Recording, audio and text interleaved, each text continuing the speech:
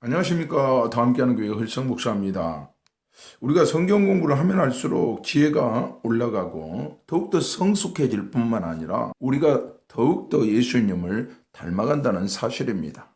한과 한과 빼지 말고 열심히 참석하시면 여러분들도 지혜가 자라고 성숙해지며 예수님을 닮아가는 그리스도인 될 줄 믿습니다. 오늘은 성삼위일체와 성령에 대해서 한번 살펴보는 시간을 갖도록 하겠습니다. 성부, 성자, 성령 삼위일체 하나님과 삼위이신 성령의 임재와 그 다양한 명칭을 알길 원합니다. 박장한 목사님이 쓰신 목숨을 걸고라는 책에 나오는 내용입니다. 한 번은 직행버스를 타고 충주로 향했다고 합니다. 바로 옆좌석에 어린애를 업은 한 여인이 앉았는데 시장 바구니 속에 기저귀와 보따리와 성경 찬송이 있었습니다.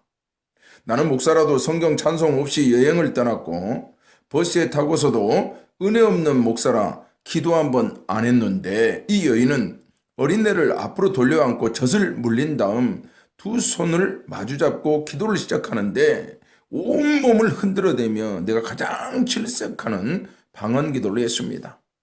자칭 인텔리 목사라 이렇게 생각했기에 이러한 강신적인 태도가 못마땅했습니다. 한참 기도하던 이 여인이 벌떡 일어나더니 차장에게 나 여기서 내려줘, 나 여기서 내려줘 이렇게 아주 급하게 부탁했습니다.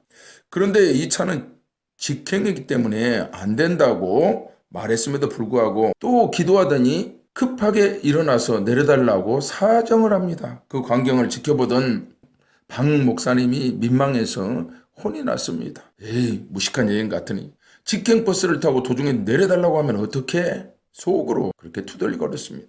그런데 다시 기도하고 가더니 하나님이 급히 내려달래 이렇게 하자 운전기사가 내려주었습니다. 여인이 내린 뒤 1분도 지나지 않아서 달리던 버스가 옆으로 기우뚱하더니 밑으로 구르기 시작했습니다. 교통사고가 일어난 것이었습니다. 사랑하는 형제 자매 여러분, 여러분이 그 여인과 함께 버스를 탔다면 여러분은 그 여인을 보면서 어떤 생각이 들었겠습니까? 나는 인텔리 성도라. 그 아주머니가 못마땅했을까요? 나는 교양 있는 믿음을 갖고 있어서, 나는 점잖은 믿음을 갖고 있어서 어린애를 업고 있는 그 그리스도인 여인이 못마땅해 보였을까요? 무식하게 보이던 여성에게 위험한 상황을 피할 수 있도록 성령께서 알려주셨다면 왜 목사님에게 알려주시지 않았을까요? 여러분, 이처럼 성령의 역사는 지식에 있지 않습니다. 이처럼 성령의 역사는 직분에 있지 않습니다. 그럼 이 성령의 역사는 어디에 있습니까? 믿음에 있습니다. 이 성령의 역사는 기도에 있습니다. 이 성령의 역사는 말씀에 있다는 이 말씀입니다. 우리는 실제적으로 얼마나 하나님의 영의 임재를 경험하고 살고 있습니까? 우리는 이처럼 내가 점잖은 체 하며 나는 인텔리라고 나는 지성적이라고 성령의 임재를 스스로 제한하고 있지는 않습니까? 내 체면 때문에, 나의 교만 때문에, 나의 시기 때문에, 질투 때문에, 나의 매너리즘 때문에 성령을 스스로 제한하지 않고 있는지 한번 살펴보는 귀한 시간 되시길 바랍니다. 삼위일체 교리는 기독교 신앙의 본질적인 교리입니다. 이것은 하나님의 본질을 표현하고 있어요. 그래서 성령은 하나님의 본질 중 하나입니다. 하나님은 지금도 성령을 통해서 일하고 계십니다. 그래서 하나님께서 성부 하나님, 성자 하나님, 성령 하나님, 이 삼위일체 하나님이라는 이 기독교의 교리는 이것이 맞냐 틀린자라는 문제가 아니라, 이것은 좋고 나쁘다는 문제가 아니라 이것은 바로 본질적인 교리다는 거예요. 여러분, 이 삼위일체 하나님을 어떻게 설명해야 될까요? 참으로 이것은 우리가 이해하기 어려운 형이상학적인 문제입니다. 그래서 우리는 이해하기보다는 찬송해야 됩니다.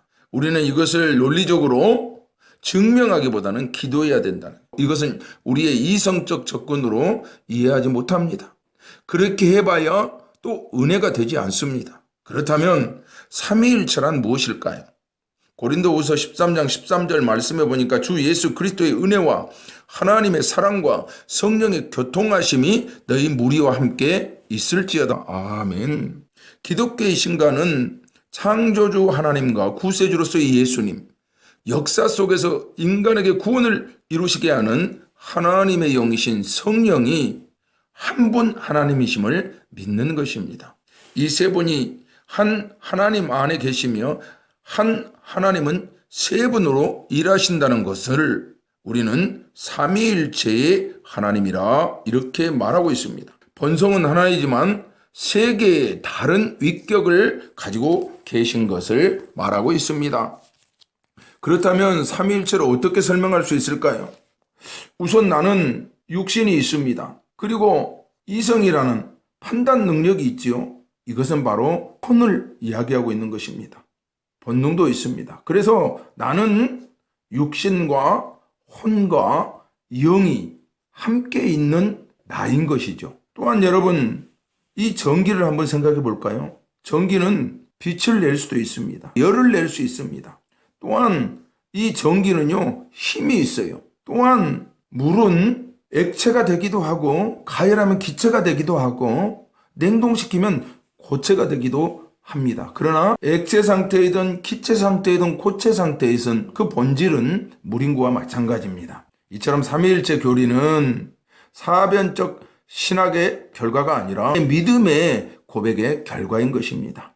마태복음 28장 19절 말씀에 보면 그러므로 너희는 가서 모든 족속으로 제자 삼아 아버지와 아들과 성령의 이름으로 세례를 주고 아멘. 이 삼위일체 하나님으로 세례를 주고 거듭나게 하라는 이 말씀입니다.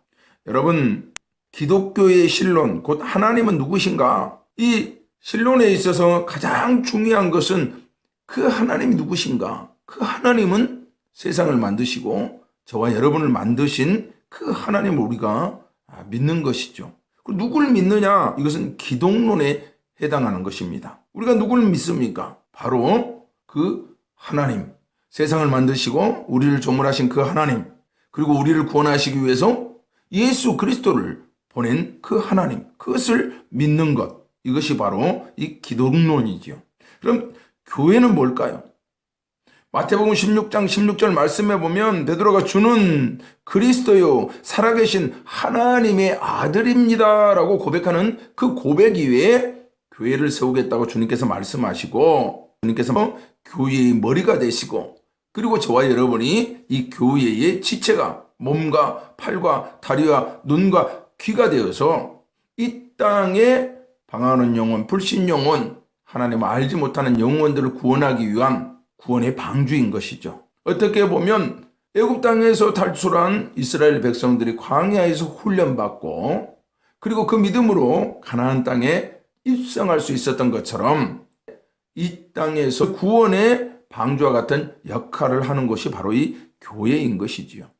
그래서 교회의 머리는 예수 그리스도의, 몸은 저와 여러분이 되는 것입니다. 이게 바로 이 교회론의 핵심입니다.